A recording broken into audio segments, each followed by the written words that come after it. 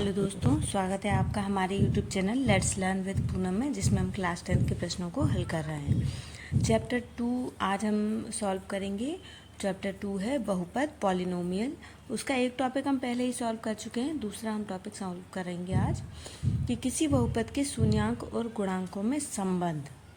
तो शून्याङ्क और गुणांक क्या होते हैं? शून्याङ्क जैसा कि हम क्लास 9th में भी सॉल्व कर चुके हैं, तो वही एक बार हम रिवाइज कर लेते हैं ताकि हमें आगे प्रश्नों को सॉल्व करने में परेशानी ना हो। तो शून्याङ्क होते हैं, जिस तरीके से हमने क्लास 10th में द्विघातीय समीकरणों को सॉल्व किया था, वैसे ही हम एक उदाहरण सॉल्व करते हैं। अब जैसे कि उदाहरण है x² + 7x + 10। तो पहला पद और अंतिम पद में जो भी अचर पद हैं तो उनका गुणा करते हैं। तो पहले पद x² में 1 है और लास्ट पद में 10 है, तो 1 और 10 का गुणा करेंगे तो 10 आएगा। अब हमें जो भी 7x के जो भी हमें उसके खंड करने हैं, उनको किस तरीके से बांटेंगे कि जोड़ें तो 10 आए लेकिन गुणा करें तो 7 आए। इस तरीके से हमें 7x के खंड करना है। तो ये तो बहुत सिंपल उदाहरण है कि 5 का 2 से गुणा करेंगे तो हमें 10 मिल जाएगा, और 5 और 2 को जोड़ेंगे तो हमें 7 मिल जाएगा। अब हमारे पास खंड करने के लिए नंबर्स भी उपलब्ध हैं, तो अब हम हमारे सवाल को सॉल्व करते हैं। बस यही सिंपल ट्रिक होती है, इसे आपने समझ लिया तो ये सवाल बहुत आसानी से सॉल्व हो जाता है। जैसे कि x² प्लस, अब हमें 7x प्लस में चाहिए, तो दोनों जो हमने खंड किए हैं उन्हें हम प्लस में ही रखेंगे, तब ये जुड़ पाएंगे और तब जुड़ के 7x बनाएंगे। इसलिए x² + 5x + 2x + का 10।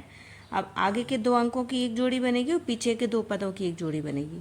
तो जोड़ी जो हमने बना ली है उनमें से हमें कॉमन लेना है। क्या क्या हम कॉमन ले सकते हैं और ज़्यादा से ज़्यादा कॉमन ले सकते हैं। तो x² + 5x में से हम x ही कॉमन ले सकते हैं, और जो दूसरे जोड़ी बनी है x² + 10, इसमें से हम 2 कॉमन ले सकते हैं। ले लिया हमने कॉमन। अब हमें क्या मिला? ये जो 2 कोष्टक हमें मिले हैं ये दोनों भी आपस में बराबर हैं, अर्थात कॉमन हैं।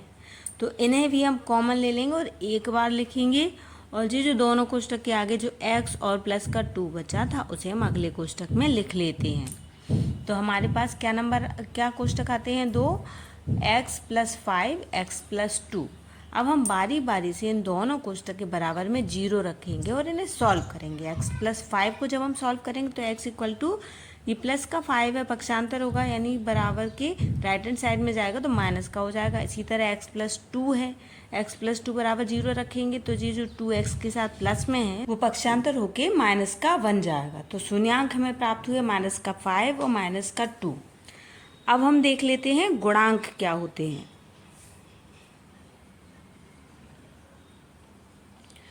तो x² का गुणांक है इधर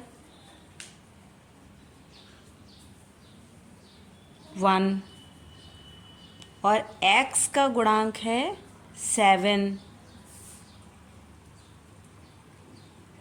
और अचर पद है यहाँ पर 10। अचर पद होता है लास्ट वाला पद जिसमें x नहीं होता।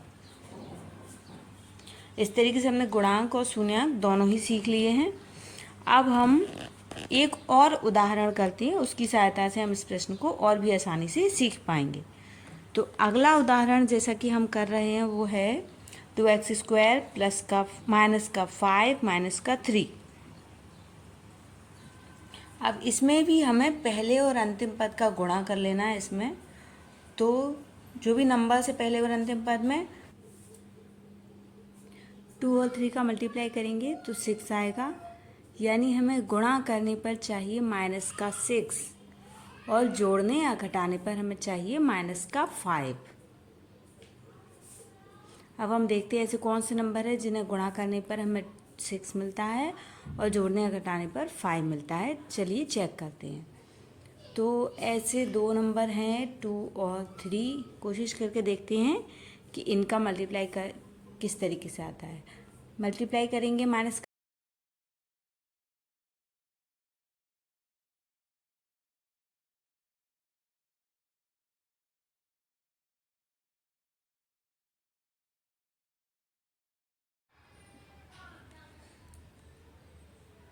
तो अब दोस्तों हमारे पास नंबर्स हम चेक करके देख रहे हैं कि 2 या 3 जो नंबर हैं उनको गुणा करने पर 6 और जोड़ने घटाने पर 5 आता है या नहीं। तो गुणा करने पर तो 6 हमें मिल रहा है, लेकिन घटाने पर या जोड़ने पर हमें 5 नहीं मिल रहा है। तो हम क्या करेंगे, हम और नंबरों की ट्राई करने की कोशिश करेंगे। तो और नंबर क्या हो सकते हैं, जैसे 6 का गुणा हम 1 से करते हैं तो हमें 6 मिल जाता है, और 6 में से जब हम 1 घटाते हैं तो हमें 5 मिल जाता है। ये नंबर फिर भी ठीक है, तो हम इस नंबर से कोशिश करते हैं कि हमें हमारा सवाल सॉल्व करने में मदद मिलेगी। अब देखते हैं। तो लेकिन हमें विशेष बात यही ध्यान रखना है कि 5 हमें माइनस का चाहिए। तो हम क्या करेंगे, माइनस का 6 रखेंगे, उसमें से प्लस का 1 घटाएंगे तो हमें मिल जाएगा माइनस का 5। तो इस तरीके से हम सॉल्व करते हैं हमारा सवाल। तो हम लिखेंगे 2x² माइनस का 6x प्लस का 1x माइनस का 3। अब इसमें क्या होगा कि आगे के 2 पदों की जोड़ी बनाएंगे और पीछे के 2 पद। तो अब माइनस के 6 में से प्लस का 1 घटाएंगे तो 5 माइनस का मिल जाएगा।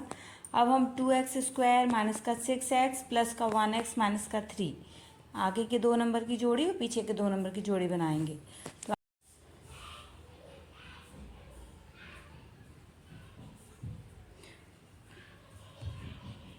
तो हमारे पास 2 कोष्टक में मिलेंगे x माइनस 3 और 2x प्लस का 1।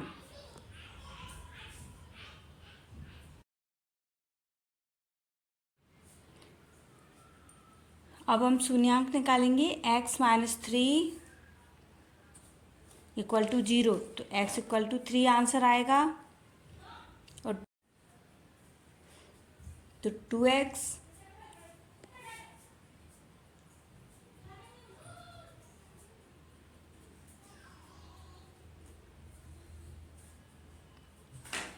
अब शून्यांक हमें प्राप्त हुए हैं x इक्वल टू 3 और x इक्वल टू 1/2। इस तरीके से हमने अपने प्रश्न में शून्यांक और गुणांक दोनों निकालने सीख लिए हैं। तो अगर हमारा ये वीडियो आपके किसी भी तरीके से मदद करता है तो दोस्तों हमारे इस चैनल को लाइक, शेयर एंड सब्सक्राइब जरूर।